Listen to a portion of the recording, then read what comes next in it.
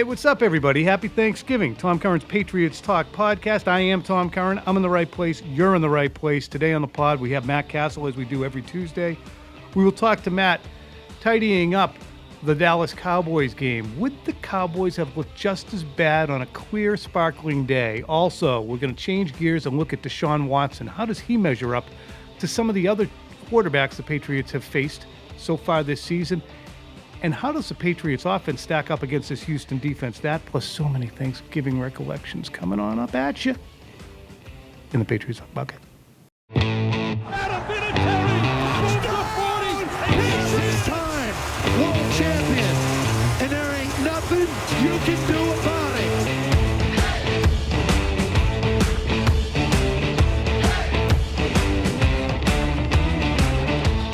it. Hey, what's up, everybody? Happy Thanksgiving. I hope you guys are having a great week. Maybe you're on your way someplace right now. Okay. It's been a nice week. Try and keep yourself in check throughout the day. Food might be late coming out. You might be late getting there. Okay. Deep breath, in and out. Remember, we have, I got a podcast later in the week with my friend Ryan Holiday, who's an author who's written a number of books on stoicism. You're going to enjoy that later in the week. And one of the things to take from him is just being calm and in the moment, not too high, not too low. So that's what I want to see from you today. Not too high, not too low as well are the Patriots, okay? Because not too high on the offensive side of things in terms of what they're getting for returns, but you don't have to get too low because really I think that the Dallas game might have been their offensive nadir. At least you want to hope so. You saw signals from their running game. You saw N'Keal Harry and Jacoby Myers, not in the right place, the right time always. N'Keal Harry, just one catch on 4 targets. But you saw Sony Michel running the football with effectiveness. So Isaiah Wynn back, and we're going to get into it with Matt Cassel talking about play action and the aspects of the Patriots offense that can be unveiled because of that. Also, he goes deep into the numbers looking at Houston on third down in the red zone. Patriots might have some productivity around the corner with Mohamed Sanu and Philip Dorsett coming back. I'm not saying this offense is going to transform into an absolute wagon. They are what they are. They still don't have a tight end. Julian Edelman and his left shoulder are not going to be on the mend anytime soon. Okay, you don't go from not being able to put your hand up over your shoulder one week to being able to look like Lynn Swann the next. That's going to take some time. Remember that when you see him this week and he has to try and backhand a pass. And you go, what's the matter with Edelman anyway? It's the shoulder. Anyway, enough out of me. Let's get my guy Matt Cassel in here right now. Yo, yo. Hey, what's up, buddy? How are you, bud? I am tremendous. How's your Thanksgiving week going? So far, so good. The kids just got out of school, so it should crank up here pretty quickly. Is that what we were looking for, them being out of school on Tuesday? Is that what we were excited about? You know what? I was hoping that they were going to go to school all the way through Thursday and Friday. Yeah, maybe watch the entire Macy's parade. Exactly. You think about it at least. You hope for the best, but you know what? It'll be great. It'll be great to be with them. They're all excited. We got a lot of fun activities. Give me the age range again, will you please now? We got 9, 7, 6, 4, and 2. Your house must smell really warm and cuddly all the sometimes. Time. Yes, there's a lot of stuff around here, let's be honest. You know, we had 3 boys in 3 years, and there's that age, I think it's around 6, 7, 8, where they all start to smell like sour milk. Oh, what a lovely thing to look forward to. So, well, you might have already encountered it and come out the other side clean. You never know. You never know. You know what? The girls are still doing pretty well with their hygiene, but I can't say the same about the boys. Boy so thing. you know how that goes. Yeah. Did you brush? What do you mean? What's that? My hair? Now, Yeah. what's the Thanksgiving plan, Matthew? Is it going to be a home game for you guys? Home game, yeah. We talked about going to California, but such a quick turnaround and everything with 5 kids, young ones traveling on this weekend. We were like, you know what? Nice quiet time at home, cook the bird, have some good family time. I think that's what we opted to do this week. Do you bring neighbors in and stuff? Hey, we're going to Matt Cassel, former Titans quarterback's house. Come on over. Are they going to do that? Folks. You know what? We just might do a neighborhood. A neighborhood what? A block party. You never heard of that? Nice. Now, when we were talking about what we were going to do, Matt, on the pod today, you mentioned, hey, let's do some rapid fire Thanksgiving stuff. I said, that's great. And then you wrote down ham or turkey as one of the options. What do you mean ham Honey or turkey? ham. A lot of people do honey ham, don't they, on Thanksgiving? Who? I mean, that's what I heard. I was going to go with turkey anyway, but I heard you know what? I've met quite a few people that they do a honey ham and a turkey. It's very common. Look it up. I'm sure that there's articles written on it. It's very common? I'm guessing in a lot of the country, maybe not. I just, you know what? It was you told me to give you some ideas. I'm trying to throw some things. No, but I thought I said, okay, I'll write that. And then I said, what is this? It's not the friggin' deli. People get a whole turkey and cook it. They don't get just sandwich meat. So it's not a ham or turkey type thing. No. It's like that honey serving ham up sandwiches, that's cooked and baked in the oven and all that stuff, and it's all. You know, I hate never had ham. honey ham. I hate ham so much. Up here in my particular age, my grandmother used to put the little spikes in them, the clove spikes, and pineapples. Anybody ever had a clove spike out there? No, that's not my jam. I'm not a big pineapple guy. Yeah, it was vile. And then scalloped potatoes. Oh, yes, I was a big scalloped potato. Ham and scalloped potatoes, bunch of cheese on top. Love that. It's old school, man. Old school. Macaroni with hot dogs. That, that would be the kind of thing my dad would. That was just a common dish. My dad would cook up the mac and hot dogs and then give us ice cream and milk and then send us back outside when my mother was someplace else to play hide and seek full speed on a summer night until three of us threw up. Just straight. So much fun. Good times, good memories. And it looked exactly coming out the way it looked going in. Oh, gosh. Just beautiful times. Okay, we'll get to more Thanksgiving fun in just a moment. But first on the Cowboys, Matthew. Yes. Would the Patriots have undressed that offense in perfect weather? I believe so, because honestly, the way that those two guys are throwing the football when you actually watch it again, and you see the way it was coming out of their hands and the accuracy, even when Tom was throwing the ball. There was a few here and there where they missed, obviously, just based on conditions and stuff like that. But all in all, they were pretty functional with inside the offense. So I don't think that weather played as a big of a role as what I thought it was going to, because the fact of the matter was, like, when they did step up in the pocket, they had clean pockets, they were able to throw the ball, they did it accurately, and they were able to put the ball where they wanted to. And so I think even on a fair weather day, when it's sunny out and everything else, I think this team and this defensive unit still does exactly what they did against the Cowboys. Staggering observation, or actually admission by the Cowboys and an observation by me. Tell me if you agree or disagree. You got a $5 billion company that gets on a plane and flies to perform in front of a national TV audience, which turns out to be the biggest audience since last year's Super Bowl. You have a quarterback who's begging for $100 and something million contract and will probably get it. Yet you warm up for an hour and a half before the game, start the game, play an entire quarter, fall behind 10-0, and then finally say, geez, I think I need to wear some gloves. And then it's just staggering.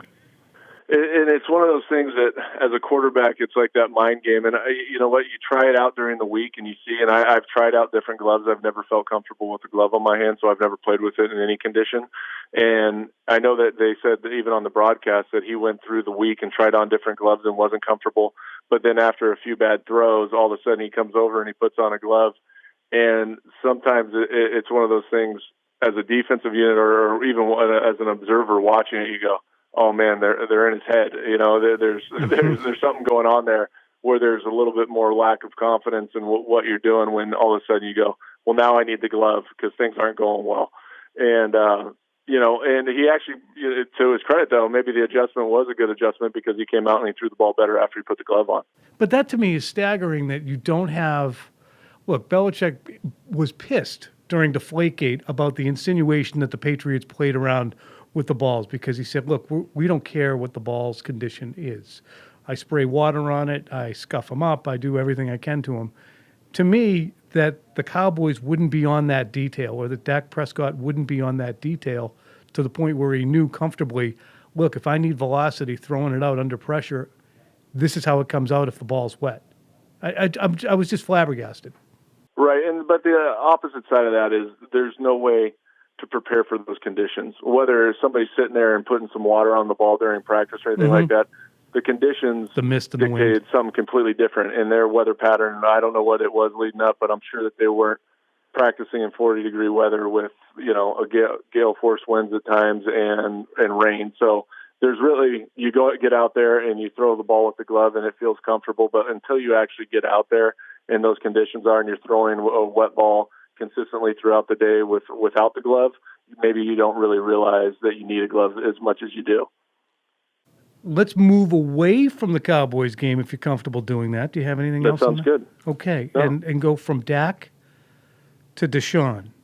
And what are the challenges that you see the Houston Texans offense imposing on the Patriots defense this week that are unique to anything that they've seen this year? Well, what's interesting about them is it's another three-headed monster on the outside with Hopkins, Fuller, and Stills. I mean, all these guys are averaging over – Hopkins, believe it or not, he's got 839 yards receiving, but he's averaging over 10 yards reception. But Fuller and Stills are both averaging over 14. The other amazing part about their offensive unit, which I don't think Dallas poses much of a threat, is they've got two tight ends that have been really, really good this year with Fells and Atkins. And, Fells, especially particularly in the red zone, Hopkins and he are tied both with 6 TDs on the year. And Hopkins, obviously, we watched some of the game if you did last week.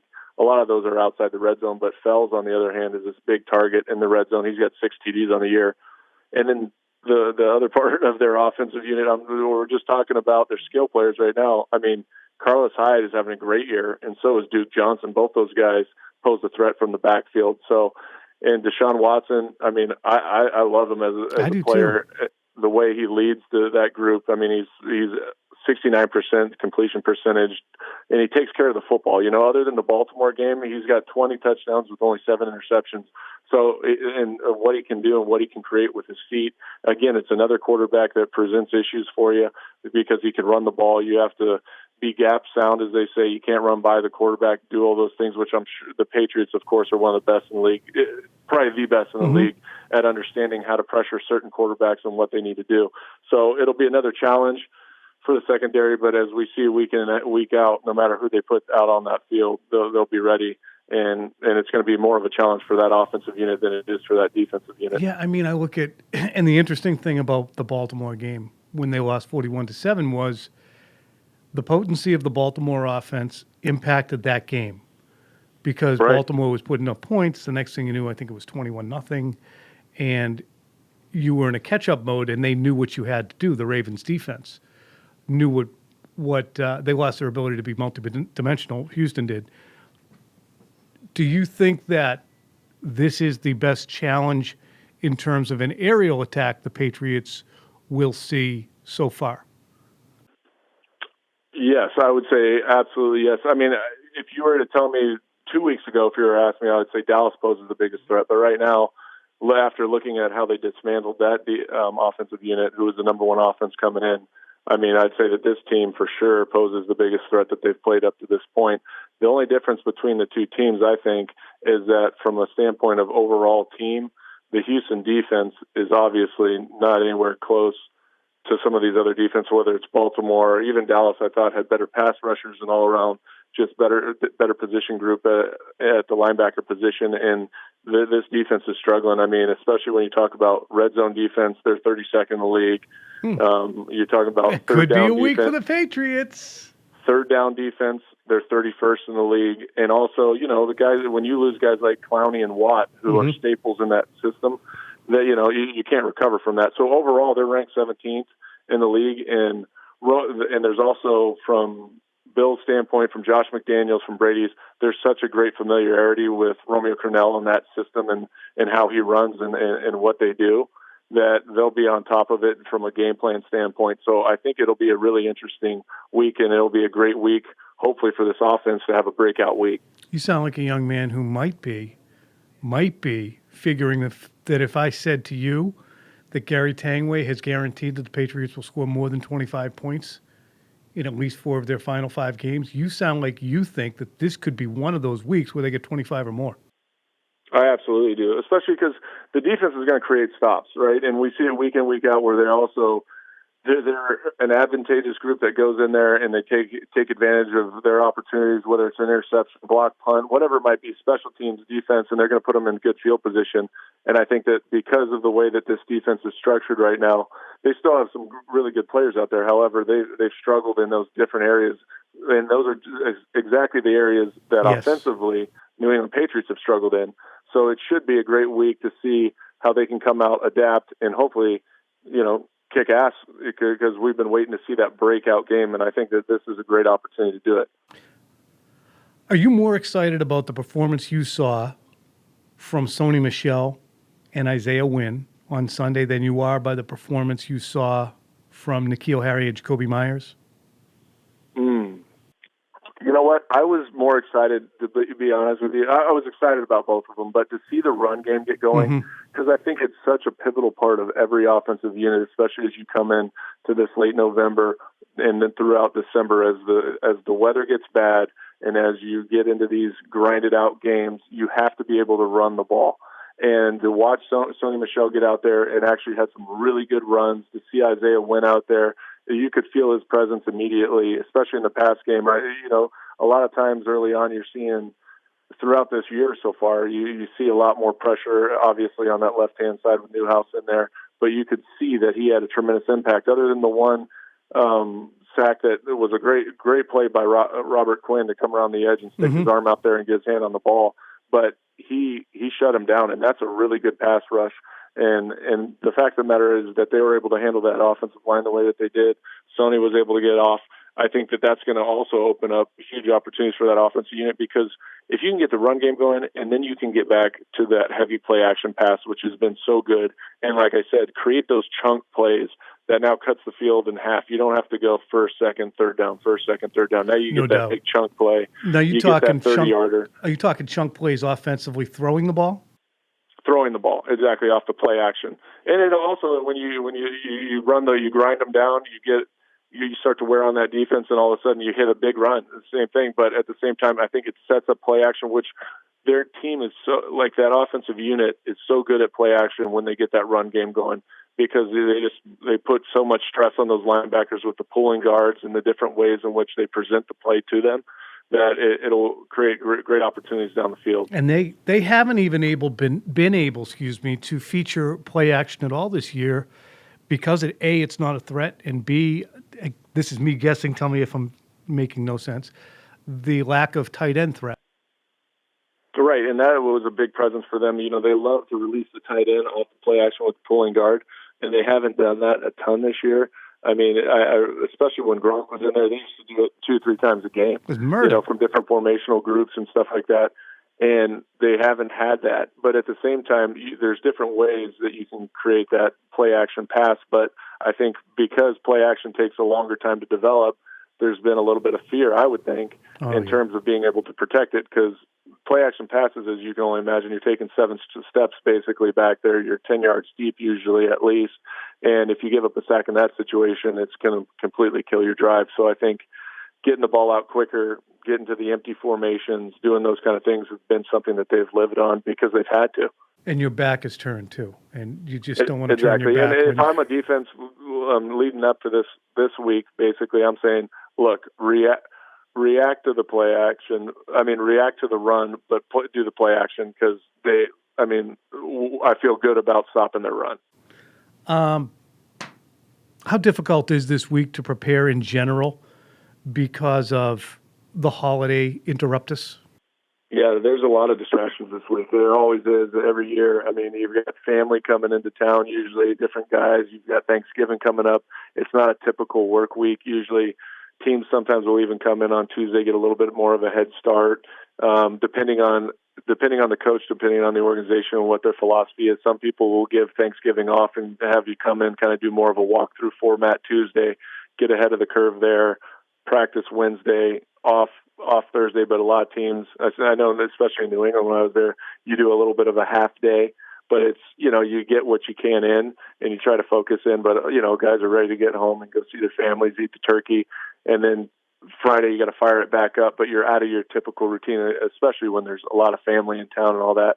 I think the one advantage to going on the road this week is you eliminate that distraction, because when you're home and all your family's there and everything else, Saturday they're there, there's no time for you just to refocus in on the game.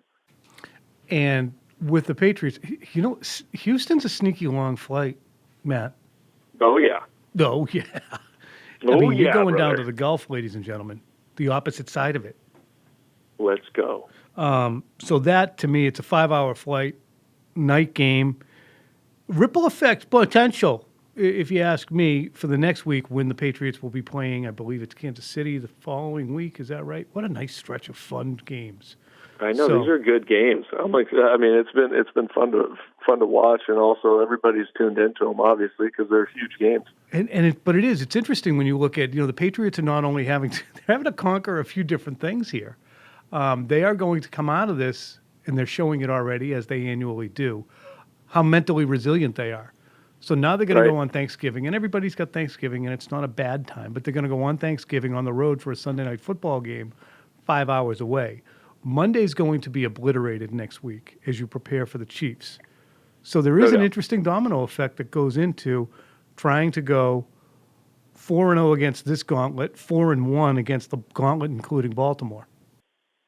Oh, there's no doubt. It's a tough stretch of games, and like you said, the nice part about having the night game this week is the fact that you get that extra preparation, that extra time to, like I said, refocus if you have to go over last-minute stuff that didn't have the time to this week just based on what we just talked about.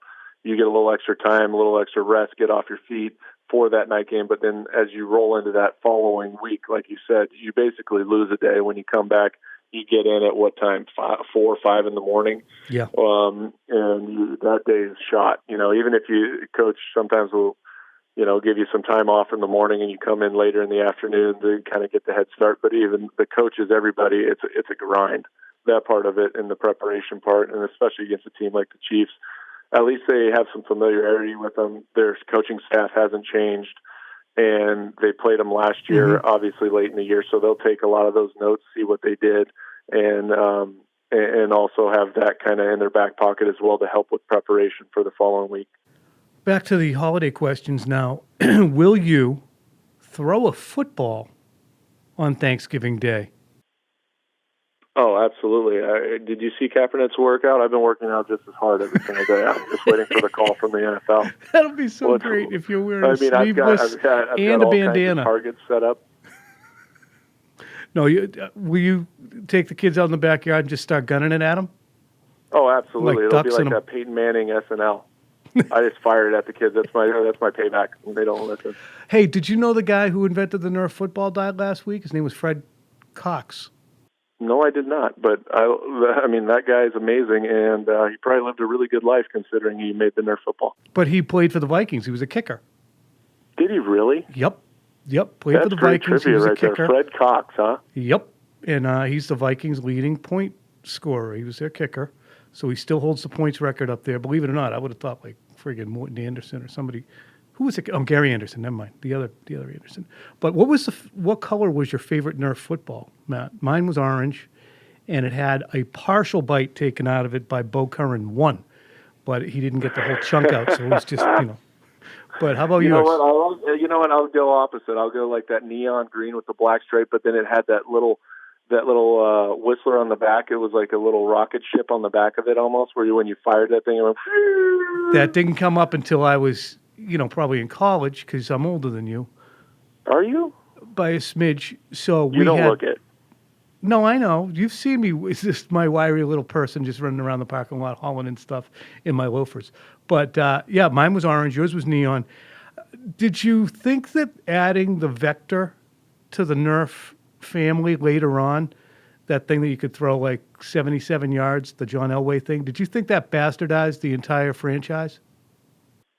Yeah, I just think it gave kids false hope. Then they turned up for the punt, pass, and kick competition thing, and they're going to fire this thing 40 yards downfield, and now they're throwing it 10. And you're like, you know what?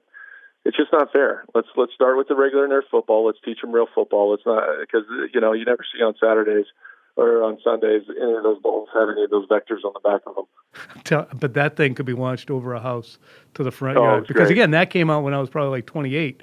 So you put a vector in my hands at 28, I'm almost at the height of my powers in athleticism. I still bring my play clothes at 50 plus years old. I bring my play clothes to holiday events, and I will change into my play clothes and go outside. Oh, I'm receiver. No, I'm quarterback. Okay, we'll play passer, receiver, interceptor, and we'll just rotate. 2 complete in a row, first down, have to be 3 steps off the line. Did you That's play? beautiful. We played punt return too. Oh, yeah, punt return's the best.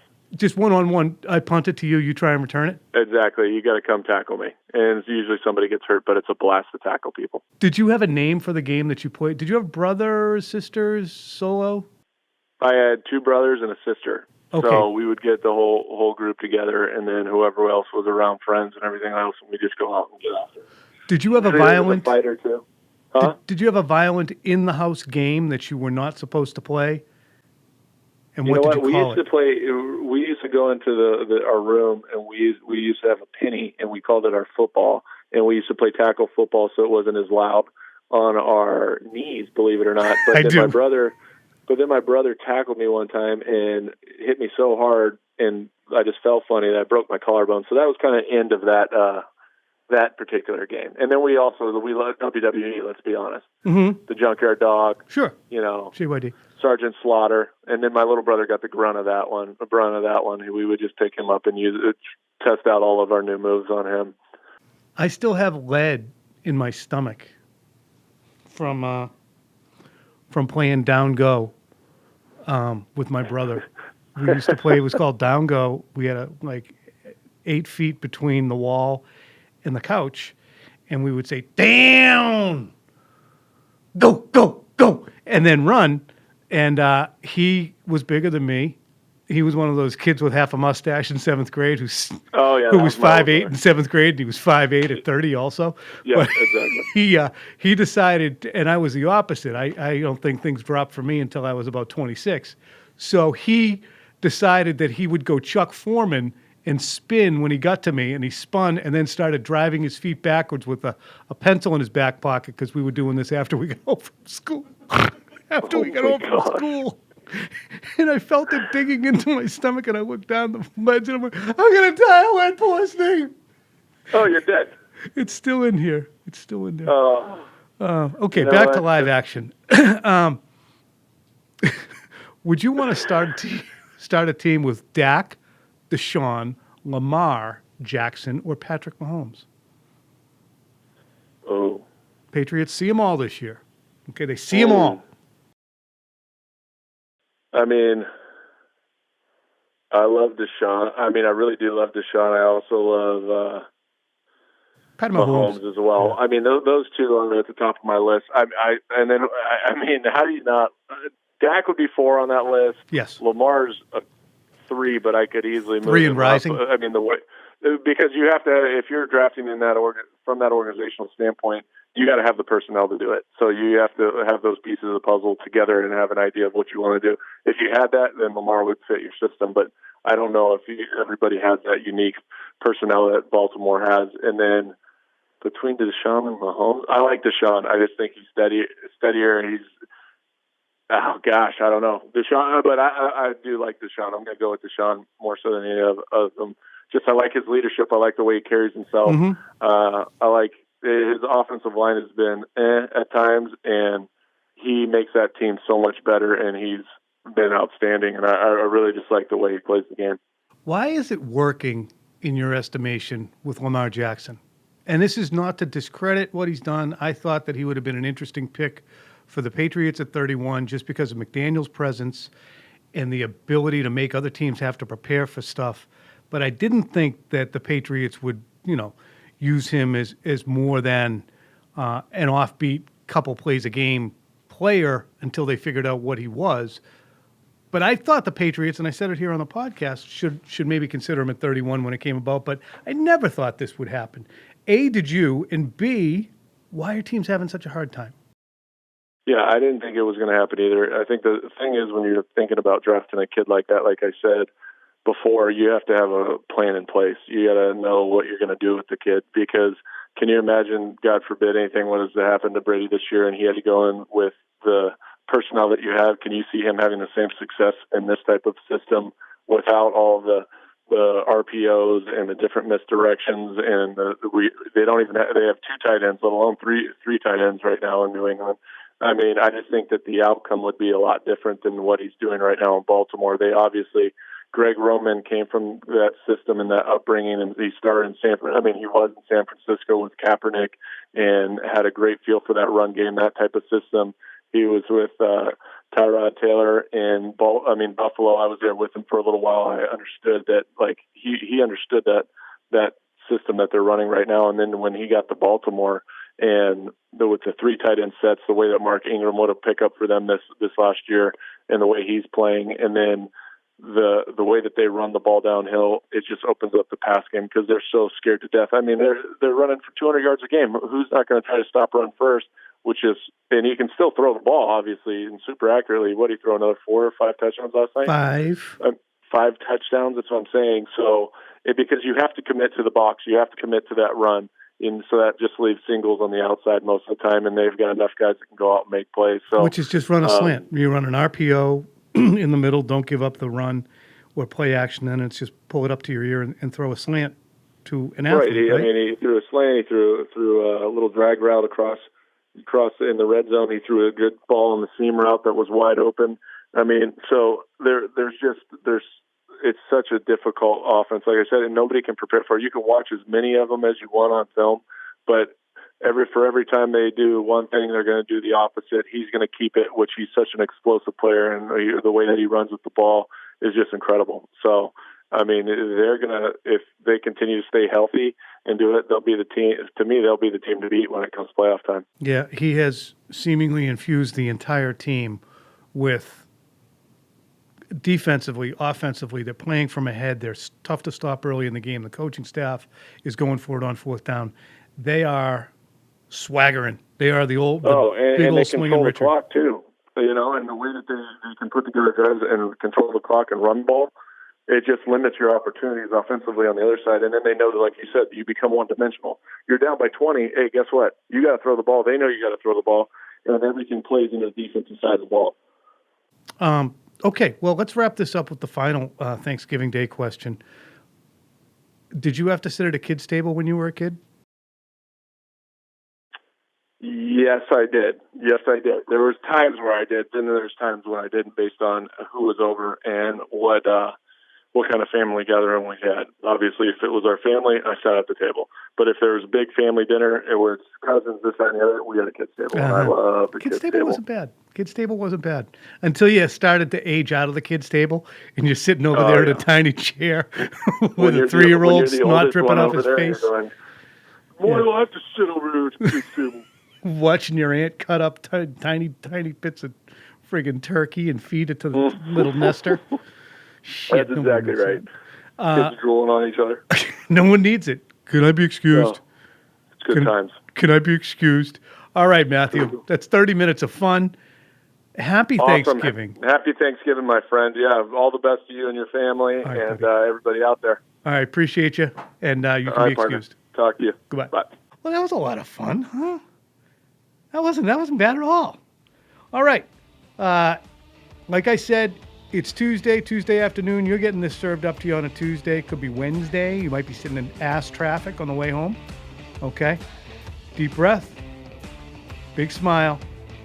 Serenity now. Happy Thanksgiving.